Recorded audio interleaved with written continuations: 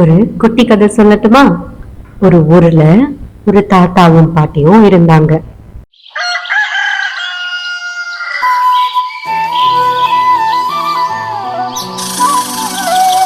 அந்த தாத்தா பாட்டி சந்தோஷமா வாழ்ந்துட்டு இருந்தாங்க. அவங்களுக்கு பசங்கெல்லாம் இல்லை. தாத்தா சின்னதா ஒரு பொட்டிக்கடை வச்சிருக்காரு. பாட்டி தினமும் தாத்தாவுக்கு மதியம் லஞ்ச் கொண்டு போவாங்க. அப்படி இருக்கும்போது ஒரு நாள் ரசம் வைக்கலாம் அப்படின்னு அவங்க வீட்டு தோட்டத்துல இருக்கிற தக்காளி செடியிலேருந்து அழகா இருந்த ஒரு தக்காளிய பறிச்சாங்க. அதை கட் பண்ணலான்னு கத்தி எடுத்து அது மேல வைக்கும் போது திடீர்னு ஒரு சத்தம்.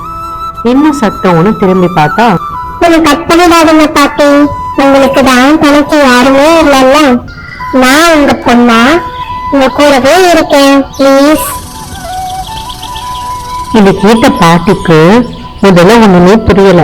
அதுக்கப்புறம் இந்த வாய்ஸ் யாரோடதுன்னு யோசிக்கும் போது, பாட்டி என்ன வேற எங்கேயும் போயிடாதீங்க, நான் தான் தக்காளி பேசுறேன். பாட்டிக்கு ஒரே ஆச்சரியம், என்னடா இது தக்காளி பேசுதே அப்படின்னு. பாட்டிக்கு ரொம்ப சந்தோஷம். ஏன்னா அவங்களுக்கு துணைக்கு யாருமே இல்லை, அவங்களும் தாத்தாவும் மட்டும்தான். இப்ப அவங்க கூட ஒரு ஆளா தக்காளியும் இருக்கிறதுல அவங்களுக்கு ரொம்ப ஹாப்பி. சரின்னு சொல்லி தக்காளி அவங்களோட பேத்தியா ஏத்துக்கிட்டாங்க. தக்காளியும் பாட்டி தாத்தா கூட ரொம்ப ஹாப்பியா இருந்துச்சு. பாட்டி சமைச்சு எடுத்துக்கிட்டு அந்த கூடையில தக்காளியை உட்கார வச்சு தாத்தாவோட கடைக்கு கூட்டிட்டு போனாங்க. தாத்தா கிட்டயும் இன்ட்ரடியூஸ் பண்ணி வச்சாங்க. தாத்தாவும் ரொம்ப ஹாப்பி தான். அப்புறம் என்னாச்சு, தக்காளிக்கு பக்கத்து வீட்டுக்காரங்க எதிர்த்த வீட்டுக்காரங்க நிறைய ஃப்ரெண்ட்ஸ் வந்துட்டாங்க. தக்காளியும் ரொம்ப ஹாப்பியா ஜாலியா அந்த பசங்க கூட எல்லாம் விளையாடிக்கிட்டு இருந்துச்சு.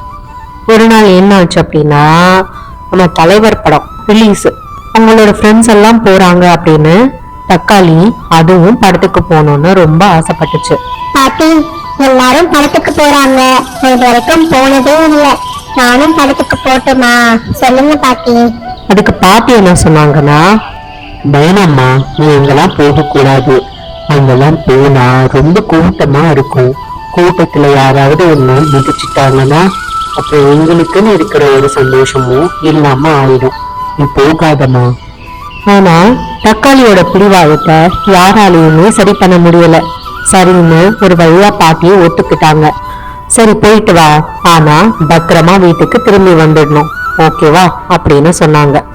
தக்காளி அதோட ஃப்ரெண்ட்ஸ் கூட படம் பார்க்க போச்சு. ரொம்ப ஜாலியா எல்லாரும் என்ஜாய் பண்ணாங்க.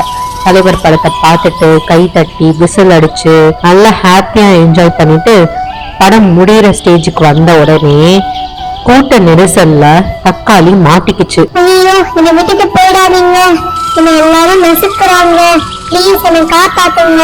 இப்படி தக்காளி கத்துறத கேட்டுட்டு அவங்க ஃப்ரெண்ட்ஸால எதுவுமே பண்ண முடியல. ஏன்னா ரொம்ப கூட்டம் அதிகமா இருந்துச்சு. கடைசியில என்ன ஆச்சு அப்படின்னா, கூட்ட நெரிசல்ல தக்காளி மாட்டி செத்து போச்சு. பாட்டிக்கும் தாத்தாக்கும் தெரிய வந்துச்சு. பாட்டியும் தாத்தாவும் ஓடி போய் பாக்குறாங்க. பாட்டியும் தாத்தாவும் ஒவ்வொன்னும் ஒரே அழுக.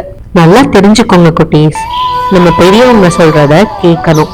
முக்கியமா அப்பா அம்மா தாத்தா பாட்டி சொல்றத கேட்டு நடந்துக்கணும். அவங்க எல்லாரும் நமக்கு சொல்றது எல்லாமே இந்த மாதிரி பிரச்சனை வராம இருக்கணும் அப்படிங்கிறதுக்காக தான். சோ அவங்க பேச்சு கேட்டு நடப்போம், ஓகேவா? இன்னொரு கதையில நான் உங்களை மீட் பண்றேன். பாய்.